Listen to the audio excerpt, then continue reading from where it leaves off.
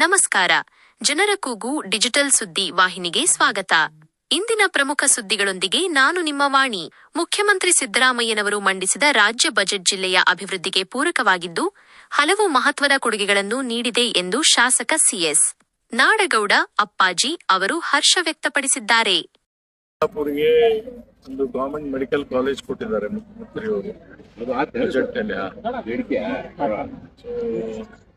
ಬಹಳ ದಿವಸದ ಕನಸು ನೆನಸಾಯ್ತದು, ಜನರ ಕನಸು, ಬಿಜಾಪುರ ಜಿಲ್ಲೆಯ ಜನತೆ.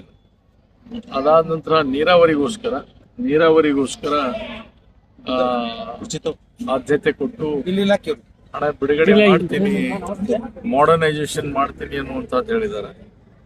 ಅದರಲ್ಲಿ ALBC ಕೂಡ ಬರುತ್ತೆ. ALBC ಮಾಡರ್ನೈಸೇಷನ್ ಕೂಡ ಕೈಗೆತ್ಕೊಳ್ತೀವಿ ಅನ್ನುವಂಥ ಮಾತನ್ನು ಹೇಳಿದ್ದಾರೆ.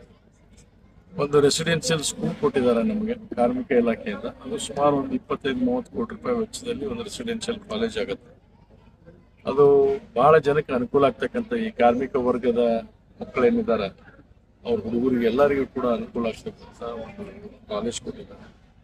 ಮತ್ತು ಸ್ಟೇಡಿಯಂಗೋಸ್ಕರ 8.5 ಕೋಟಿ ರೂಪಾಯಿ ಬಿಡುಗಡೆ ಮಾಡ್ತೀವಿ ಅಂತ ಹೇಳಿ ಈಗ ಸದ್ಯದರಲ್ಲಿ 2 ಕೋಟಿ ರೂಪಾಯಿಯನ್ನ ಬಿಡುಗಡೆ ಮಾಡ್ತಾ ಇದ್ದಾರೆ. ರೂರಲ್ ಪೊಲೀಸ್ ಸ್ಟೇಷನ್ ಮುದ್ದೇಬಾಳಕ್ಕೆ ಕೊಟ್ಟಿದ್ದಾರೆ. ಸೊ ಒಟ್ಟಾರೆ ಇವತ್ತು ಆಮೇಲೆ ರಸ್ತೆಗೋಸ್ಕರ ನಮ್ಮ ಮನಗೂಳಿ ಅಲ್ಲ, ದಿಂಡವಾರ ಟು ನಾಲತ್ವಾಡ ರಸ್ತೆಗೆ ಈಗ ಅದಕ್ಕೆ ಮ್ಯಾಚಿಂಗ್ ಗ್ರಾಂಟ್ ಅನ್ನ ಕೊಟ್ಟು ಟೆಂಡರ್ ಕರೀಲಿಕ್ಕೂ ಕೂಡ ಆದೇಶವನ್ನು ಹೊರಡಿಸಿದ್ದಾರೆ. ಇಷ್ಟೆಲ್ಲ ನಮಗೆ ಅನುಕೂಲ ಆಗಿದೆ ಬಜೆಟ್ನಲ್ಲಿ.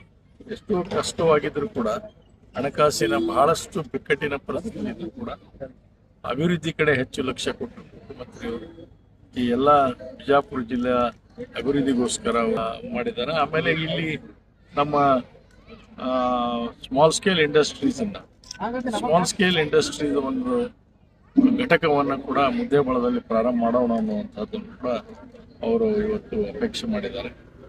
ಸೊ ಒಟ್ಟಾರೆ ಇಲ್ಲಿ ಸ್ವಲ್ಪ ಮಟ್ಟಿಗೆ ಉದ್ಯೋಗ ಮತ್ತು ಈ ಏನಪ್ಪಾ ಅಂದ್ರೆ ಕೈಗಾರಿಕೆಗೆ ಒಂದು ಒತ್ತನ್ನು ಕೊಡುವಂತ ದೃಷ್ಟಿಯಲ್ಲಿ ಕೂಡ ಮುದ್ದೇಬಾಳಕ್ಕೆ ಒಂದು ವರದಾನವಾಗಿ ದೊರಕಿದೆ ಅನ್ನುವಂಥದ್ದಕ್ಕೆ ನಮ್ಮೆಲ್ಲರಿಗೂ ಇವತ್ತು ಸಂತೋಷ ಆಗಿದೆ.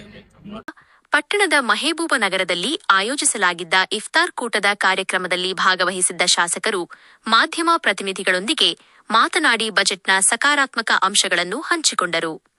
ಈ ವರ್ಷ ಅಂತೇನಿಲ್ಲ, ಪ್ರತಿ ವರ್ಷ ನಮಗೆ ಆದ್ಯತೆ ಸಿಕ್ಕಿದೆ. ಅದರಲ್ಲಿ ಈ ವರ್ಷ ಸ್ವಲ್ಪ ವಿಶೇಷವಾಗಿ ಬೇರೆ ಬೇರೆ ಕ್ಷೇತ್ರಗಳಲ್ಲಿ ಕೂಡ ನಮಗೆ ಅಭಿವೃದ್ಧಿ ಮಾಡುವಂಥದ್ದಕ್ಕೆ ಸಾಧ್ಯ ಆಗ್ತಾ ಇದೆ. ಹೀಗಾಗಿ ಇದರಿಂದ ಜನರಿಗೆ ಇವತ್ತು ನೀರಾವರಿ ಆಯಿತು, ಶಿಕ್ಷಣ ಆಯಿತು, ಉದ್ಯೋಗ ಆಯಿತು, ಅದೇ ರೀತಿಯಾಗಿ ಮಕ್ಕಳಿಗೆ ಸ್ಪೋರ್ಟ್ಸ್ ಇದರಿಂದ ಆಟ ಮೈದಾನನ ಒಂದು ಬೇಗನೆ ಮುಗಿಸ್ಲಿಕ್ಕೆ ಅನುಕೂಲ ಮಾಡೋದಕ್ಕೋಸ್ಕರ ಇವತ್ತು ಬಜೆಟ್ನಲ್ಲಿ ಹೇಳಿದ್ದಾರೆ. ರೂರಲ್ ಪೊಲೀಸ್ ಸ್ಟೇಷನ್ ಇದು ಎಲ್ಲಾನು ಇವತ್ತು ಲಾ ಅಂಡ್ ಆರ್ಡರ್ ಅನ್ನ ಮೇಂಟೈನ್ ಆಗಬೇಕು ಅನ್ನುವಂಥ ದೃಷ್ಟಿಯಿಂದ ಇಷ್ಟೆಲ್ಲ ನಮಗೆ ಒಂದು ತಮ್ಮ ಬಜೆಟ್ನಲ್ಲಿ ಇವತ್ತು ನಮ್ಮ ಬೇಡಿಕೆಗೆ ಸ್ಪಂದಿಸಿದ್ದಾರೆ. ಅವರಿಗೆ ಅಭಿನಂದಿಸ್ತೇನೆ ಮತ್ತು ಮುಂದೆ ಬರುವಂತಹ ದಿವಸದಲ್ಲಿ ಶೀಘ್ರವಾಗಿ ಇವೆಲ್ಲ ಅನುಷ್ಠಾನಕ್ಕೆ ಗೊಳ್ಳುತ್ತೆ ಅನ್ನುವಂಥ ವಿಶ್ವಾಸ.